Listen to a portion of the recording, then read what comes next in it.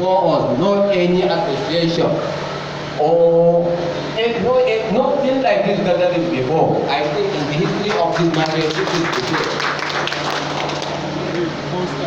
Our special appreciation goes to each and every one of you who honor in our invitation despite your schedule. We also appreciate the efforts of the Chairman Electoral Committee in person of Malam Yakub.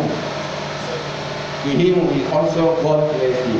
We also say a big thank you, the Honorable Chairman, that is the Vice Chairman to Yoruba community of this market, for honoring us and grant us the privilege to use this hall for this great gathering.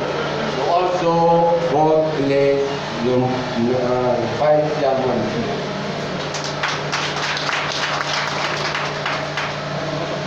Muna godiya ga shugabancin wannan kasuwa karkashin honorable chairman Alhaji Haruna Nura Babba. Mun gode da karɓar gayyatar mu da kai ranka ya dade, muna godiya, barka. Muna ƙara godiya ga babban sakataren wannan kasuwa Alhaji Awad Yakub. Muna kuma ƙara miƙa godiya ga walfiya na wannan kasuwa da honorable Kabiru Lagos. Wannan kungiya an kirkire ta ranar 21 ga watan Julai na shekara ta 2021 ƙarƙashin shugabancin wani dattijo a unguwa a cikin layin kungiya wanda kowa ya da soja, Malam Isiyaka Minkaɗe. Bacin mun ya zo mana da bayanin cewa mu a ɓangaren Hausa muka matsala wajen samar da kungiya. To ya zo yana mana talla, ba mu kasa a gwiwa ba, muka kai wajen mu 40 muka samar da wannan kungiya, muka yi kokarin yi mata rajista da gwamnatin jihar Kaduna, muka kare yi kokarin yin rajista da gwamnatin tarayya, sannan muka dawo cikin gida muka zo muka yi rajista da gwamnatin kasuwa. Bacin mun yi duka wayannan ba mu kasa a gwiwa ba, muka ba zai yiwu mu tafi ba tare da shugabanci ba.